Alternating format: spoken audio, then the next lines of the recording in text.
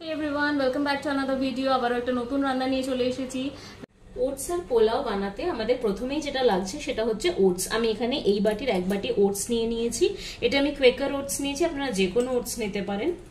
তার মধ্যে লাগছে আমার ফোড়নে সর্ষে, কালো সর্ষে আর জিরে। আর সবজির মধ্যে আমি নিয়েছি পেঁয়াজ, গাজর, টমেটো, ক্যাপসিকাম, বিনস, ফুলকপি, কাঁচা লঙ্কা, অল্প একটু পটল ছিল আর কিশমিশ। তো চিড়ের পোলাও বেসিক্যালি আমরা যেভাবে বানাই সেভাবেই আমি ওটসের পোলাওটা বানাবো।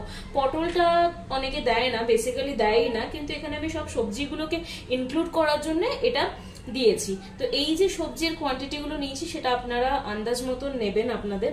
আমি সবগুলোই একদম অল্প পরিমাণ নিয়েছি, আর যতটা ওটস সেই অনুযায়ী নিয়েছি, তাই জন্য আমি খুব বেশি নিইনি। যেমন এখানে একটা ছোট সাইজের গাজর, বড় ক্যাপসিকাম হলে তার হাফটা দিয়েছি, একটা ছোট সাইজের পেঁয়াজ, একটা পটল দিয়েছি বড় সাইজের, 3টে থেকে 4টে বিনস দিয়েছি, একদম ফুলকপির ছোট একটা পোর্শন দিয়েছি। তো এরকম করে একটা কাঁচা লঙ্কা কুচি। তো এইভাবে আমি কোয়ান্টিটিগুলো নিয়েছি। আপনারা যদি সবজিটা বেশি চান সেক্ষেত্রে আরো বেশি করতে পারেন।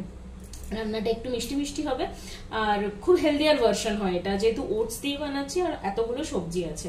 রান্নাটা আমি সাদা তেলে করব। লাস্টে নামানোর আগে অল্প একটু ঘি দিয়ে দেবো। তো চলুন আমরা রান্নাটা দেখে নিই। এবার প্যানটা গরম হতে বসিয়ে দিচ্ছি। প্যানটা গরম হয়ে গেছে, এবার এখানে আমি সাদা তেল দিয়ে দিচ্ছি। এই চামচে 2 চামচ থেকে 3 চামচ মতো সাদা তেল আমি দিয়ে দিলাম। এবার এটা ভালো করে গরম হতে দেব।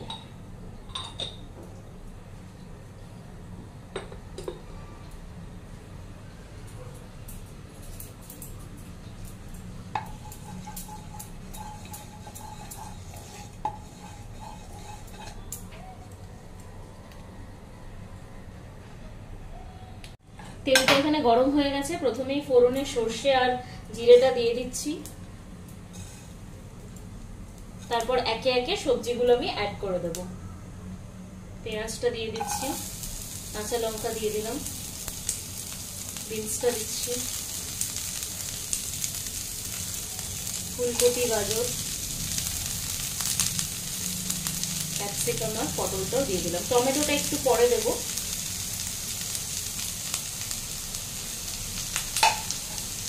এবার এটা ভালো মতো ফ্রাই হতে দেবো।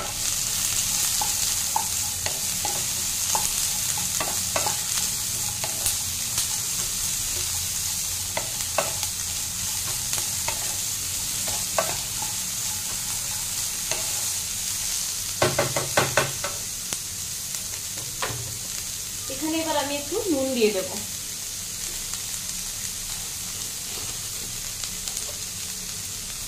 যতটা আমার পোলাওটাতে নুন লাগবে ততটাই আমি দিয়ে দেবো এখানে।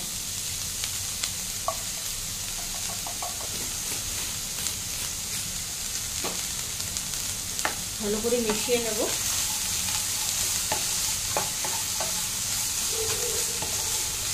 দিয়ে একটু এটা ভাজতে দেবো। নুন তো আমি পুরো আন্দাজ মতোই দিয়ে দিয়েছি, যতটা আমার এই পোলাওতে লাগবে। এবার আমি একটু হলুদ দিয়ে দিচ্ছি, সামান্য একটু রেড চিলি পাউডার,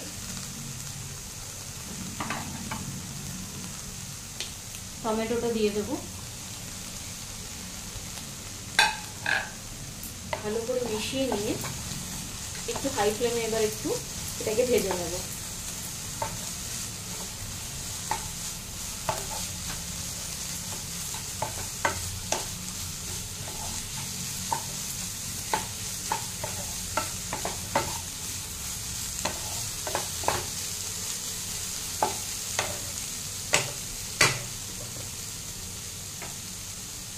এবার এটা আমি একটু ঢাকা দিয়ে দেবো যাতে সেদ্ধ হয়ে যায় সবজিগুলো।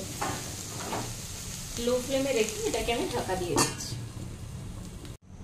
তো চলুন এবার আমরা এই ঢাকনাটা সরিয়ে দেখি সবজিগুলো কতটা সেদ্ধ হয়েছে। আমি 10 মিনিট মতন ঢাকা দিয়ে রেখেছিলাম, মোটামুটি সেদ্ধ হয়ে যাওয়ার কথা।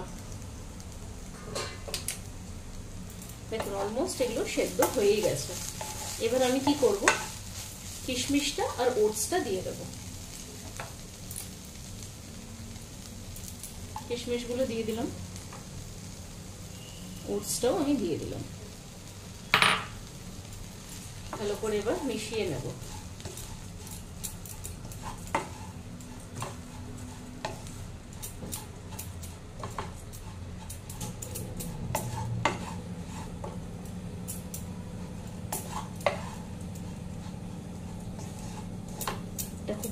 মিশিয়ে নিতে হবে।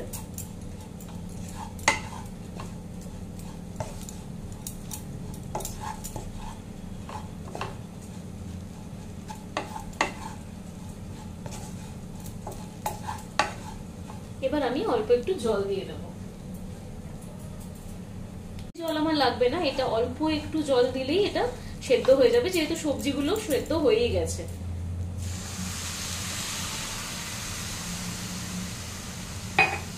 আমি কিছুটা জল দিয়ে দিলাম।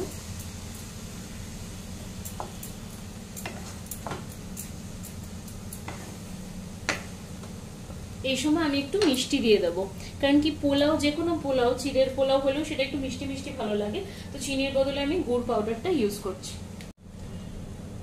গুড় পাউডার আমি এখানে অল্প একটু দিয়ে দিলাম। এবার আমি এটাকে আবারও কম ফ্লেমে, মানে লো ফ্লেমে ঢাকা দিয়ে দেবো।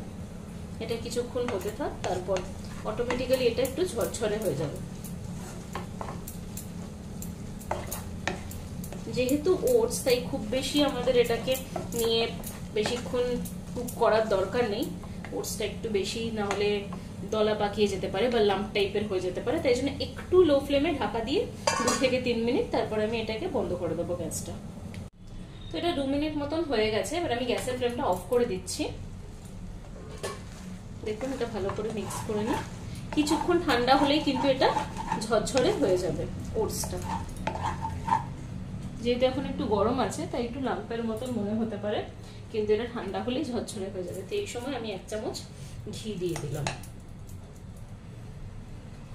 ব্যাস, আর কিছু এটাতে করার নেই। গরম গরম ওটসের পোলাও একদম রেডি।